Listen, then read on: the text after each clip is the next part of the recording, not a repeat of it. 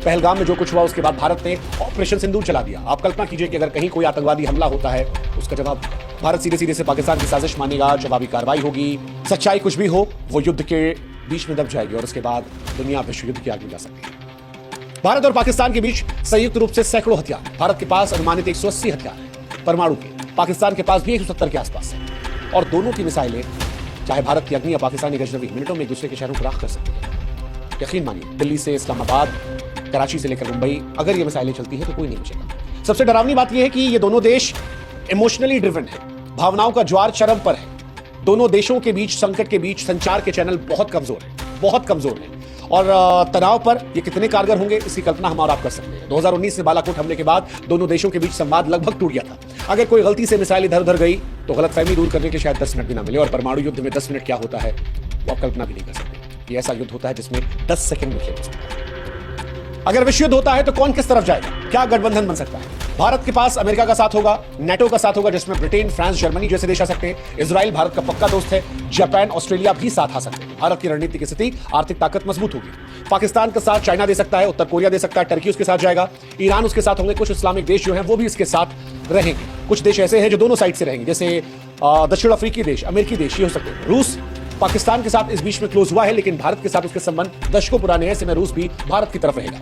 अब सवाल यह कि जिस विश्व युद्ध की हम बात कर रहे हैं, विश्व युद्ध 1 और विश्व युद्ध 2, ये शुरू कैसे हुए थे? इनकी शुरुआत को समझना जरूरी है अगर इनसे हम बचना चाहते हैं। खासतौर पर भारत और पाकिस्तान के संदर्भ में समझना बहुत जरूरी है, क्योंकि यहां पर एक छोटी सी गलती इसकी आशंका पैदा कर सकती है। फर्स्ट वर्ल्ड वॉर और सेकंड वर्ल्ड वॉर इतिहास के सबसे विनाशकारी संघर्ष थे। दोनों की शुरुआत छोटी छोटी चिंकारियों से हुई थी। जैसे फर्स्ट वर्ल्ड वॉर 1914 से 1918 तक गया था। ऑस्ट्रिया हंगरी के आर्क ड्यूक फ्रांस की हत्या ने यूरोप में तनाव भड़का दिया था और इसी के बाद इसे विश्व युद्ध की चिंगारी में बदलते देखा गया। नतीजा जैसा हमने बताया, 1.5 करोड़ से अधिक लोगों की मौत। सेकेंड वर्ल्ड वॉर, हिटलर के विस्तारवादी नीतियां, पोलैंड पर जर्मनी का हमला और उसके बाद ये विश्व युद्ध में तब्दील हुई, 7 से 8 करोड़ लोगों की मौत हो गई।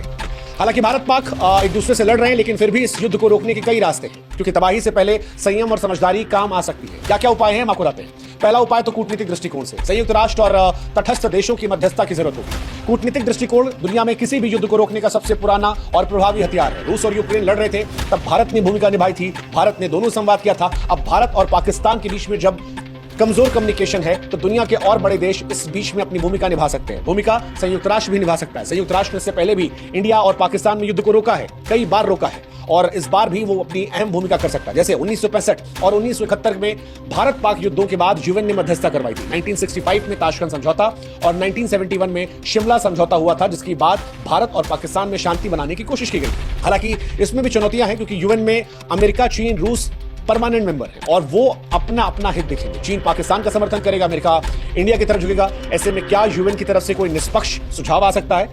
ये थोड़ा मुश्किल हो सकता है। वैश्विक दबाव हो सकता है। अमेरिका और चीन अपने प्रभाव से दोनों देशों को शांत कर सकते हैं, कंट्रोल कर सकते हैं, दोनों को बुलाकर मीटिंग करवा सकते हैं और एक सही जगह पर युद्ध रुकवा सकते हैं। पाकिस्तान पर आर्थिक प्रबंध से भी काम चल सकता है।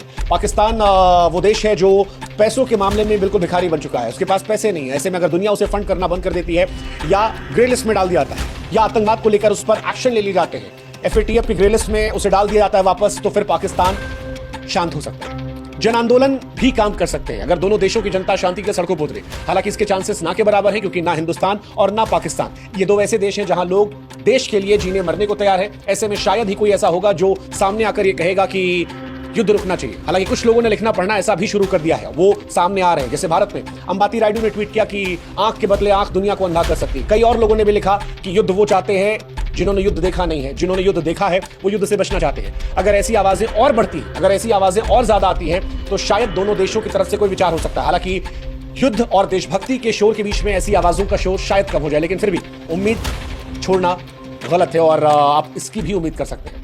सैन्य संयम, भारत और पाकिस्तान को उकसावे वाली कार्रवाई करने से बचना चाहिए, यह भी एक समाधान हो सकता है। भारत पाकिस्तान अगर युद्ध लड़ भी रहे हैं तो वो एक हिस्से को लेकर लड़े, रिहायशी इलाकों से बचें, ताकत सेना के बीच में टेस्ट हो, मासूम लोगों पर इसका प्रयोग ना किया जाए, क्योंकि अगर ये प्रयोग हुआ तो ये विश्व युद्ध की चिंगारी को जला सकता है। लेकिन आखिर में जो सवाल सबसे मौजूद है वो यही कि क्या हम राख से पहले शांति को चुन सकते हैं? क्योंकि भारत और पाकिस्तान के बीच वर्तमान तनाव ऐसे चौराहे पर खड़ा है जहां से लौटना लगभग असंभव है। इतिहास ने हमें बार बार सिखाया है कि युद्ध सिर्फ सरकारें नहीं बल्कि सभ्यताएं हारती हैं। वर्ल्ड वॉर 1 एक गोली और वर्ल्ड वॉर 2 एक तानाशाह के लालच से शुरू हुआ था, करोड़ों की जान ली, पीढ़ियां तबाह कर दी। अब वर्ल्ड वॉर 3 की आशंका है। भारत और पाकिस्तान के बीच एक गलती इतिहास को बदल सकती है। एक मिसाइल इधर उधर होना, ये दुनिया को युद्ध की आग में झोंक सकती है। परमाणु शक्ति कभी कोई ढाल नहीं रही है। ये वो विस्फोटक है जो मानवता की रेत पर टिक चुका है। भारत और पाकिस्तान के बीच इतनी ताकत है कि 5-10 मिनट की प्रक्रिया में दुनिया से नक्शा बदल सकता है। दिल्ली, कराची, लाहौर, मुंबई जैसे शहर मिट्टी में मिल सकते हैं। रेडिएशन की चुप्पी आने वाली पीढ़ियों को भी सुनाई पड़ेगी। ऐसे में क्या इस युद्ध को रोका जा सकता है?